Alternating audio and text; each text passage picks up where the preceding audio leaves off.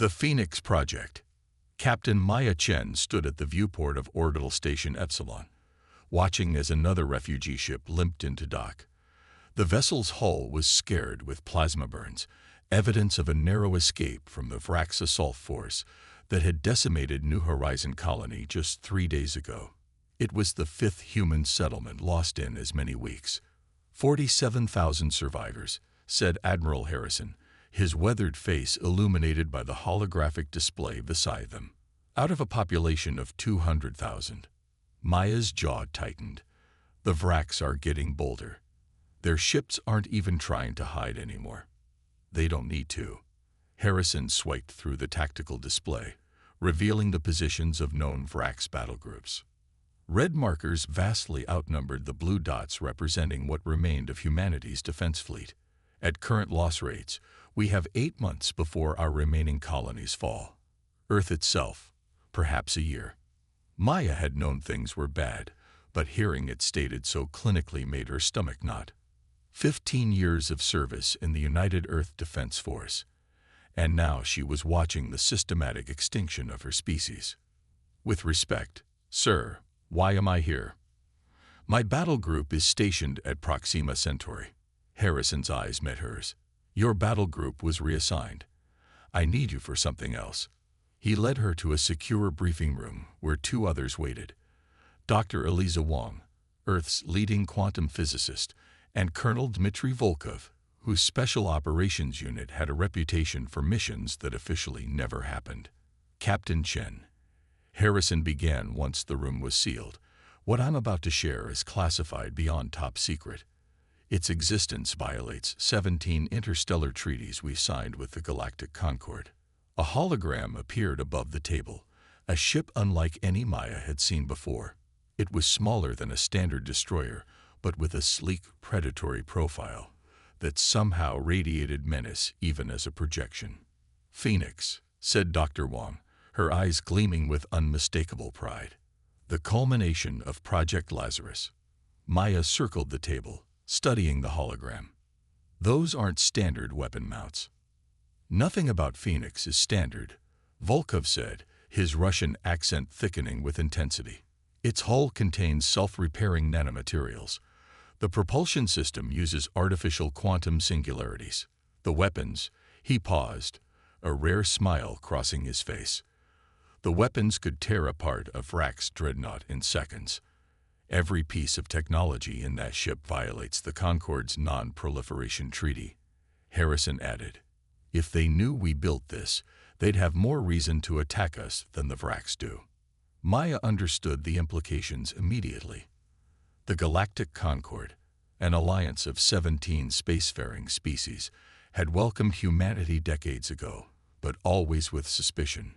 Humans were seen as unpredictable, dangerous in their adaptability and ambition. The Non-Proliferation Treaty had been presented as a peace measure, but many in military command saw it for what it truly was, a means to keep humanity contained. You're telling me we've built a warship with illegal technology, Maya said carefully, while we're already fighting for survival against the Vrax. If the Concord discovers this, they'll condemn us, sanction us, perhaps even join the Vrax against us, Harrison finished. But if we do nothing, we're extinct anyway. Why show me this? Harrison's expression was grim. Because as of this moment, you're its captain. 12 hours later, Maya stood in a hidden shipyard buried within the asteroid belt.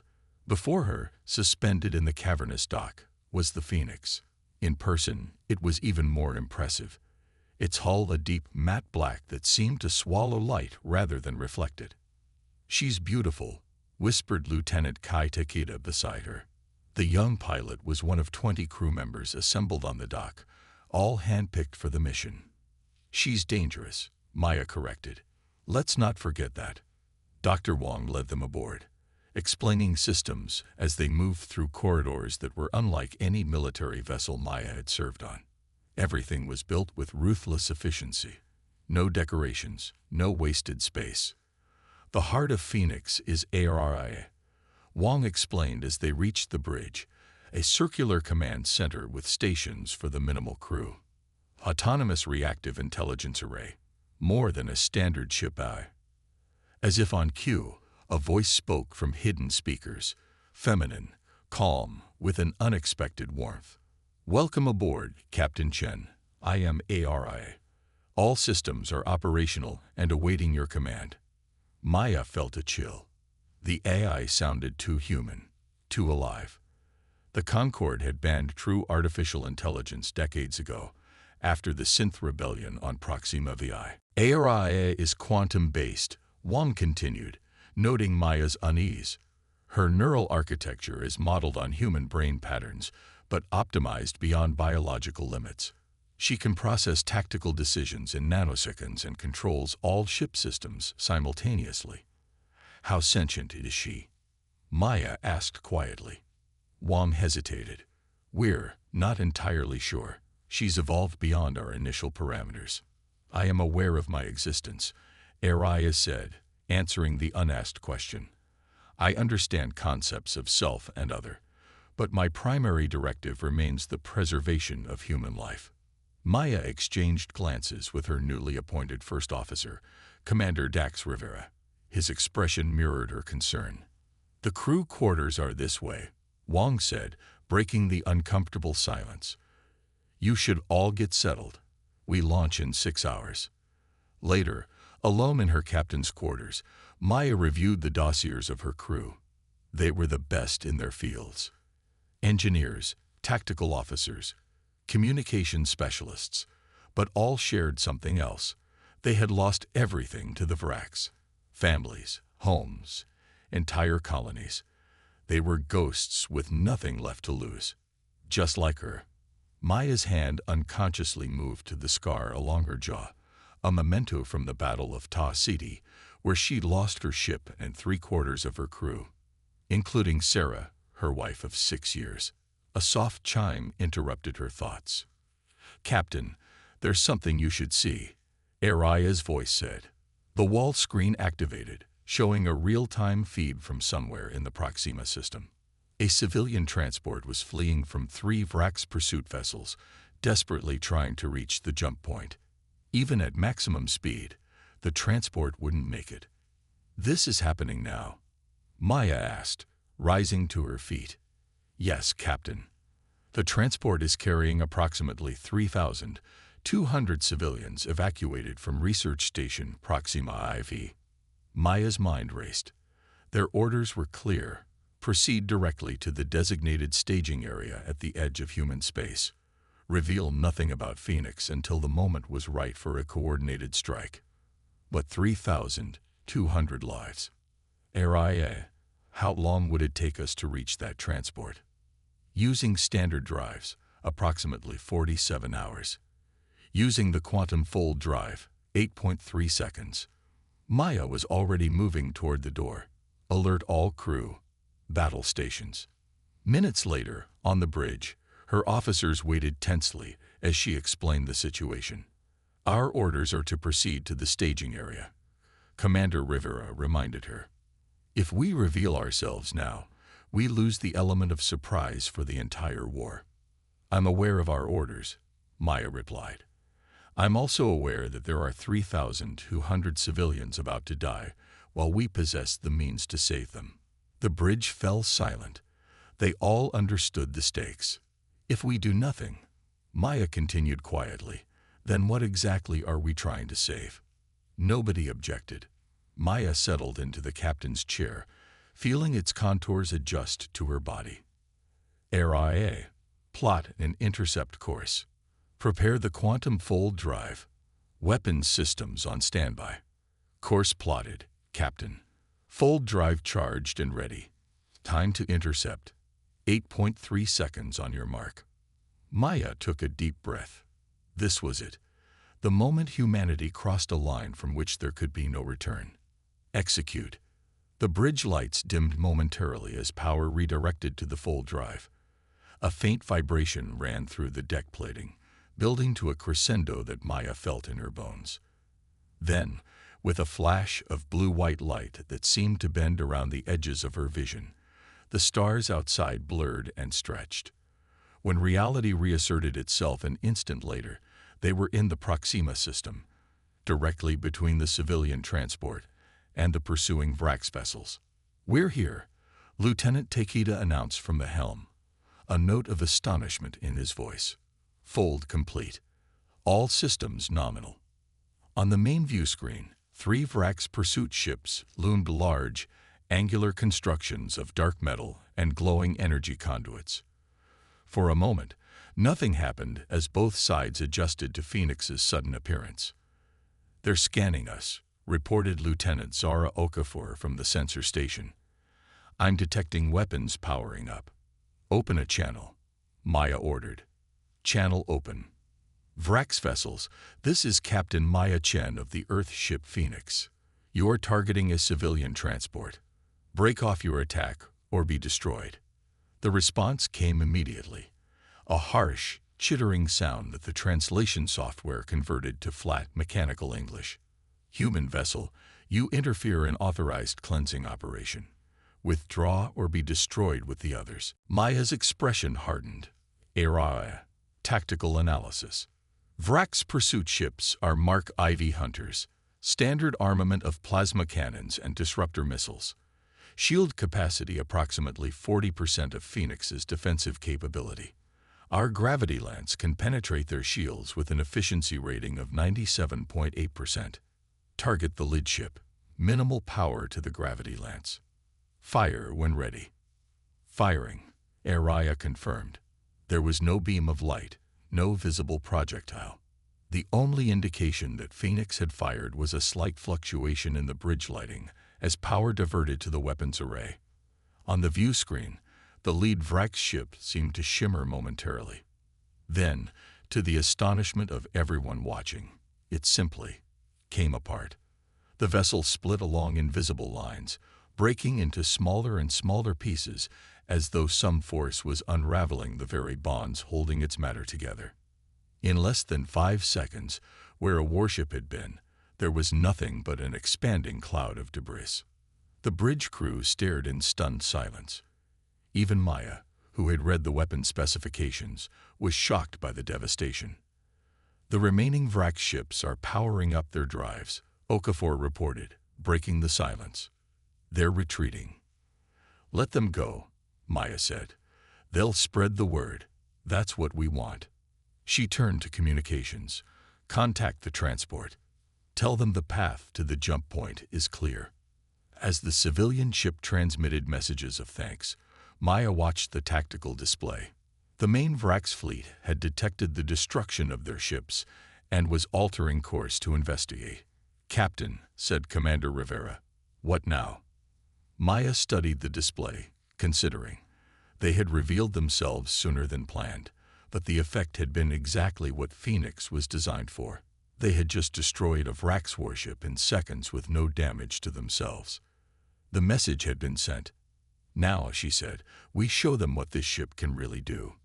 Araya, plot a course to take us through the heart of their fleet. All weapons to full readiness." As Phoenix turned toward the approaching Vrax armada, Maya felt a strange mixture of dread and vindication. There would be no going back now.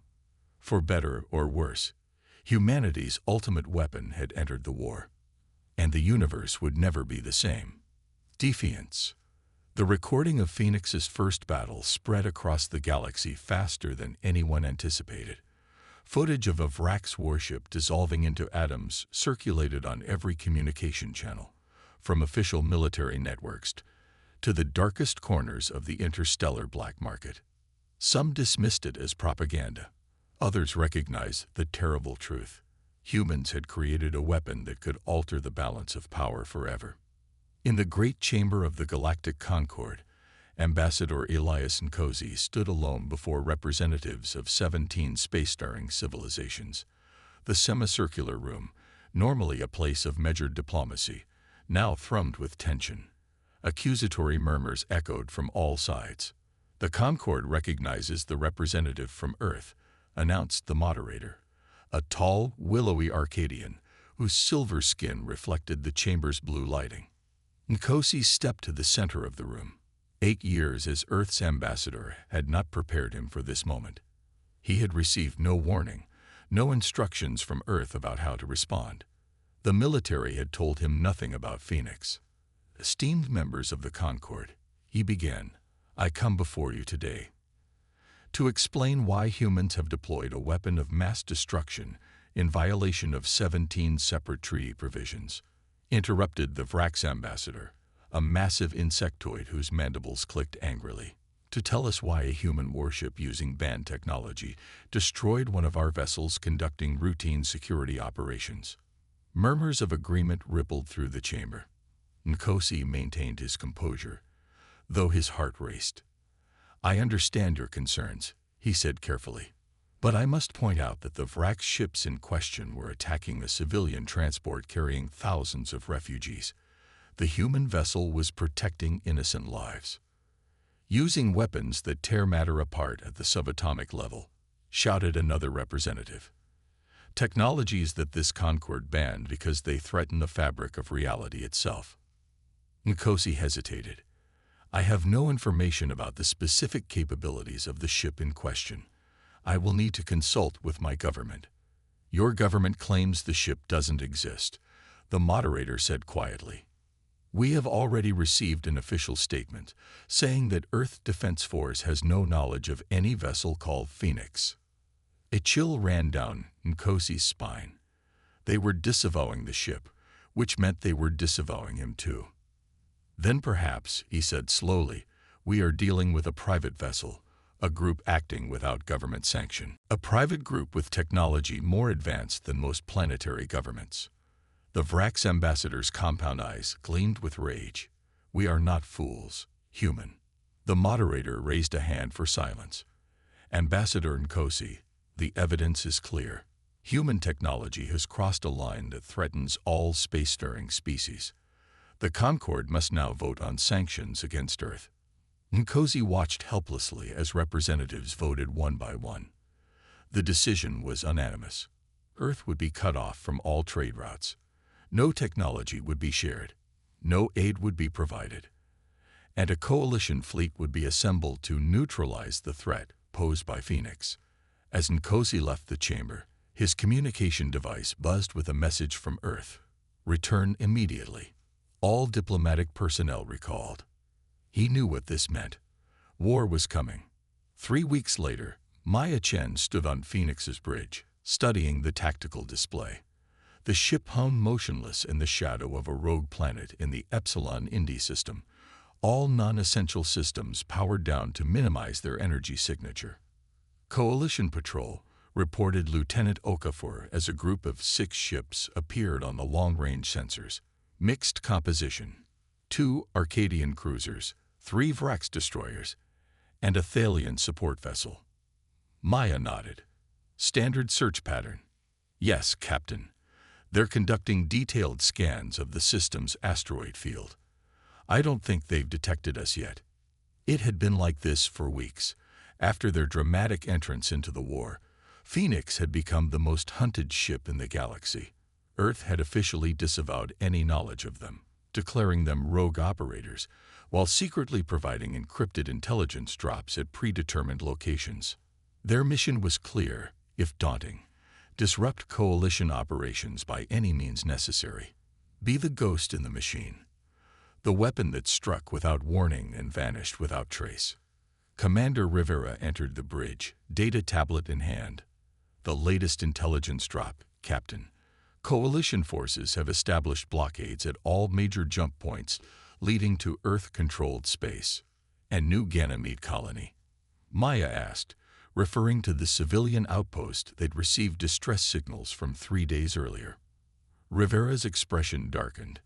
Officially listed as pacified by coalition forces, the bridge fell silent. They all knew what pacified meant. Any survivors? Unknown. But the coalition has established a forward base there, using the colony's infrastructure. Maya's jaw tightened. Every instinct told her to strike back immediately, to use Phoenix's immense power to obliterate the coalition forces occupying the colony. But that would be playing into their hands, revealing their position, perhaps leading the coalition to Earth itself. Erae, she said instead, What's the status of the experimental sensor package Dr. Wong was working on? The quantum entanglement detector is operational at 73% efficiency, Captain, the AI responded. It can identify subspace communications up to 4.7 light-years away. Maya exchanged glances with Rivera. The Coalition's greatest advantage was its communication network, instantaneous subspace transmissions coordinating their vast fleet. If Phoenix could detect and track those communications, show me the pattern of Coalition communications over the past week. The main view screen shifted, displaying a three-dimensional map of nearby star systems. Lines of varying thickness connected different points, representing the frequency and volume of subspace transmissions. Interesting, Maya murmured, noting the density of communications centered around the TAS-CD system. They're coordinating something big. The TAS-CD shipyards, Rivera realized, our biggest remaining manufacturing center outside Seoul. And they're planning to hit it, Maya concluded. Calculate transit time to TAS-CD using conventional drives. At maximum conventional speed, 87 hours. And with the quantum fold drive, 12.4 seconds. However, I must note that consecutive fold jumps without adequate recharge time could stress the quantum containment field. Maya considered their options. They couldn't be everywhere at once, and using the fold drive left a distinctive energy signature that Coalition sensors could detect. But TAS-CD was too important to lose. Alert all hands. Battle stations. We're jumping to TAS-CD. The shipyards of TAS-CD hung in orbit around the system's fourth planet, a sprawling complex of construction bays, manufacturing modules, and defense platforms. It was humanity's second-largest shipbuilding facility, crucial to the war effort. And it was about to come under attack. Phoenix emerged from its quantum fold jump at the edge of the system, immediately powering down to passive scanning mode. Coalition fleet detected, Okafor reported. Massive force, at least 30 capital ships and double that in support vessels. They're moving into attack formation. Maya studied the tactical display. The Coalition had committed a significant portion of their fleet to this operation, far more than needed to overwhelm the shipyard's defenses. They're expecting us, she realized. This is a trap. Captain, Rivera questioned. Think about it. This force is excessive for the shipyards.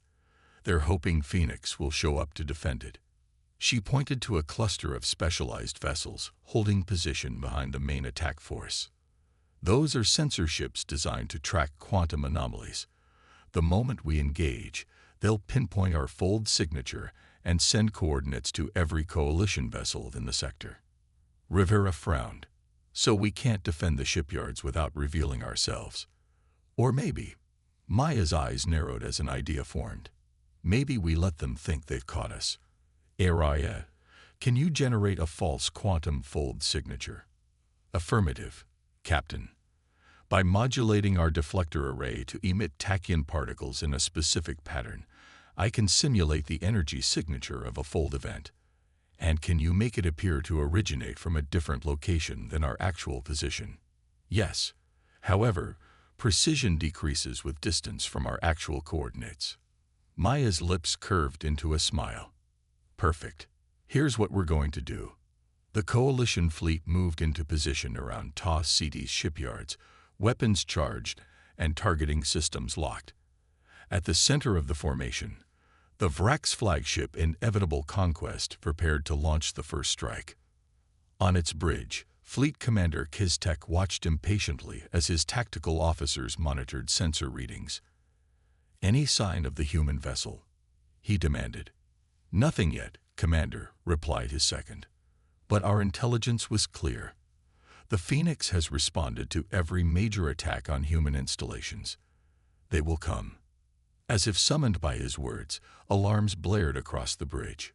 Quantum fold signature detected, shouted the sensor officer. Bearing 047, range 300,000 kilometers. Kestek's mandibles clicked in anticipation. All ships converge on those coordinates. Sensor vessels, Lock on that signature and transmit to the fleet. The Coalition Armada adjusted course, weapons primed to destroy the human superweapon the moment it appeared. But nothing appeared at the coordinates. Where is it? Kaz-Tech demanded. Did they jump again? No, Commander. No secondary fold signatures detected. But, wait, we're picking up multiple small energy readings scattered throughout the fleet formation. Kaz-Tech's compound eyes widened in sudden understanding. It's a trap. All ships, raise shields. But his warning came too late. Throughout the Coalition fleet, dozens of seemingly inert debris fragments, jettisoned from Phoenix hours earlier and strategically positioned, suddenly activated. Each contained a miniature quantum resonator, a fraction of Phoenix's power, but enough to create localized disruption fields. Ships throughout the Coalition formation began experiencing system failures. Navigation controls went offline. Weapon systems deactivated. Communication arrays fell silent. And then Phoenix appeared, not from a fold jump, but from behind the moon of Ta City IV, where it had been hiding under full stealth protocols. Coalition fleet is in disarray, reported Okafor, unable to keep the satisfaction from her voice. Our resonators have disabled approximately 60% of their electronic systems. Estimated recovery time, 18 minutes. Target their command ship, Maya ordered. 1/4 power to the gravity lance. Fire. The Vrak's flagship shimmered momentarily as the invisible force struck it. Unlike their first engagement, Maya had ordered a precision strike, not to destroy the vessel, but to surgically remove its propulsion and weapon systems. The massive warship drifted helplessly, its main sections intact but critical systems reduced to their component atoms. Send the message, Maya said. Lieutenant Park at Communications nodded. Broadcasting on all frequencies, Captain. Maya's voice echoed across every Coalition communication channel. This is Captain Maya Chen of the Phoenix. You came here to destroy a civilian installation and to trap my ship. You have failed at both. We could have destroyed your entire fleet today, but we chose not to. Remember that. Remember that humans still show mercy even when none is shown to us. You have 20 minutes to collect your disabled vessels and withdraw from this system. Any Coalition ship remaining after that time will be destroyed. She signaled for the transmission to end. Do you think they'll listen? Rivera asked quietly. Maya watched the Coalition ships scrambling to assist their stricken comrades. They'll listen. And more importantly, they'll talk. Word will spread that Phoenix could have annihilated them, but chose not to. It plants a seed of doubt. A seed of doubt won't win this war, Captain. No, Maya agreed, but it might help us survive it. And sometimes survival is victory enough. As Phoenix vanished back into the darkness of space, Maya knew that today's actions would change the dynamics of the conflict. The Coalition wouldn't stop hunting them, but now there would be uncertainty, hesitation. And in that small space, humanity might find room to breathe. What she didn't yet realize was that their actions had been observed by more than just the Coalition. In the shadows between stars, ancient eyes watched with growing interest. The humans and their remarkable ship had just attracted attention from forces beyond the concerns of the Galactic Concord. Forces that had been waiting for precisely this moment. Part 3. Turning Point. 3 months after the Ta City engagement, Phoenix drifted silently in the upper atmosphere of a gas giant in the Barnard's star system. The massive planet's electromagnetic storms provided perfect cover from Coalition sensors, allowing the ship's crew a rare moment to conduct repairs and restore systems after weeks of continuous operations. Maya sat alone in her quarters, reviewing the latest intelligence from Earth. The news wasn't good.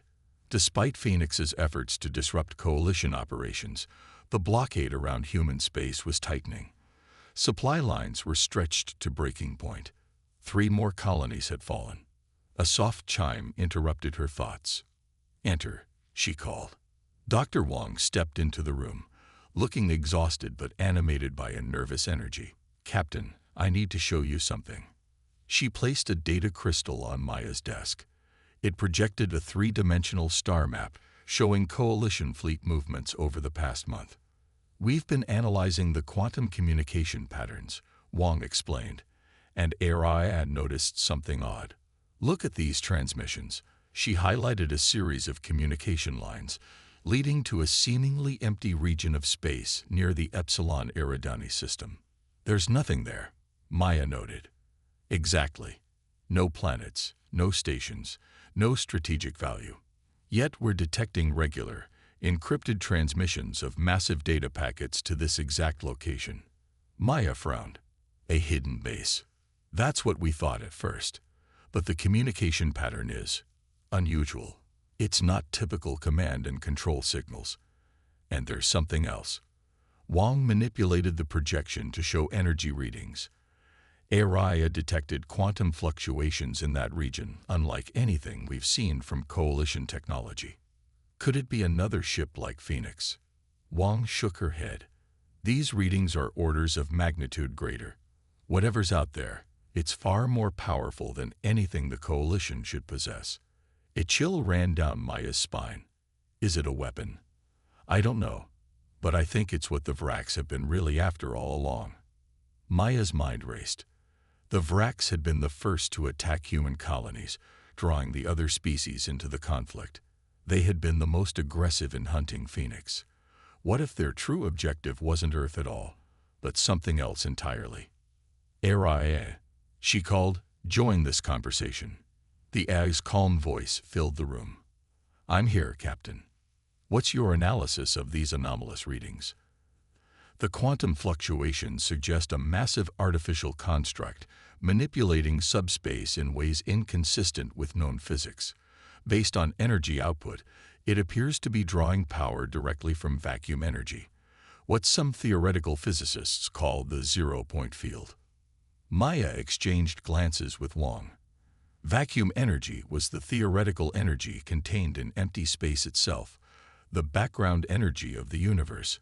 Harnessing it had been the holy grail of energy research for centuries, but was considered impossible with current technology. Could the coalition have developed this technology? Highly improbable. Araya responded. My analysis of coalition scientific databases indicates they are at least 70 years from theoretical understanding of zero-point energy extraction, let alone practical application. Then who built it? There was a pause before Araya answered. Insufficient data for definitive conclusion. However, the energy signature bears similarities to artifacts discovered in the Sagittarius Arm, believed to be remnants of a precursor civilization, predating all known spacefaring species. Maya felt a cold weight settling in her stomach. Precursor civilizations were the stuff of archaeological debates and fringe theories, advanced species that might have inhabited the galaxy millions of years ago before mysteriously disappearing. You're saying the Vraks found an ancient alien machine? That is one possibility, Araya confirmed. And based on the communication patterns, they are attempting to activate it. For what purpose? Unknown, but given the power readings, it could potentially affect spacetime across multiple star systems. Maya stood, decision made. Plot a course to these coordinates. We need to see what the Vraks are doing. Captain, Wang objected, if these readings are accurate, whatever's out there is beyond anything we've encountered. Phoenix wasn't designed to. Phoenix was designed to save humanity. Maya interrupted. And I have a feeling that's exactly what we're about to do. Epsilon Eridani was a young, volatile star system with a dense asteroid belt where the fourth planet should have been. Phoenix emerged from its quantum fold at the very edge of the system, running silent with all non-essential systems powered down. Long-range scans active, reported Lieutenant Okafor, detecting massive coalition presence throughout the asteroid belt. Multiple capital ships, defense platforms, they've established a perimeter around something at the center. Can we get visual? Not from this distance without activating active sensors, which would reveal our position. Maya considered their options. Araya, can you detect the quantum fluctuations Dr. Wang identified? Affirmative. The source appears to be a structure approximately 8.7 kilometers in diameter, located at the center of the coalition perimeter. Energy readings are concerning. Concerning how? The structure is generating localized distortions in spacetime. These distortions are expanding at an accelerating rate. Commander Rivera leaned forward, studying the tactical display. They're not just trying to activate it. They're losing control of it. A sudden alert sounded from Okafor's station. "Captain, I'm detecting a massive coalition battle group entering the system. They're converging on the artifact." The tactical display updated, showing dozens of ships moving toward the asteroid belt from multiple vectors. Among them was the distinctive silhouette of the Vrax flagship Relentless Destiny, newly rebuilt after its encounter with Phoenix at Ta City. "It seems we're not the only ones concerned about what's happening here," Maya noted. Based on current readings, what will happen if that artifact continues to activate? The spacetime distortions will continue to expand. Once they reach a critical threshold, they could potentially create a cascading subspace rupture that would destroy this star system and potentially affect neighboring systems as well. How much time do we have? At current acceleration, approximately 4.3 hours. Maya's mind raced. The coalition fleet was moving into position, presumably to shut down whatever process the Vrax had started. But given the energy readings, it was unlikely they had the technical knowledge to safely deactivate a precursor artifact. "Dr. Wong, if we could get close enough, could you analyze how to shut it down?" The scientist hesitated. "Possibly. And I might be able to decode the operating principles if we can get detailed scans. But we'd need to be within 500,000 kilometers, and there's no way to get that close undetected with all those ships. Unless..." Maya turned to tactical. "Lieutenant Takeda, if we programmed a series of quantum fold jumps, rapid, sequential jumps from point to point around the system, could we create enough confusion to approach the artifact?" The young pilot considered. "It's risky, Captain. Multiple fold jumps in quick succession would put immense strain on the drive, and we'd only have seconds at each position before they locked onto us." "We don't need to remain undetected," Maya clarified. "We just need to create enough chaos to get close enough for Dr. Wong to analyze the artifact." Understanding dawned on Rivera's face. "A diversion. We become the bigger threat." "Exactly." Maya turned to the main view screen, studying the gathering coalition forces. "They're here to stop whatever's happening with that artifact. Let's give them something else to worry about." Fleet Admiral Vrenzok of the Arcadian Protectorate watched with mounting anxiety as his ships moved into position around the ancient construct.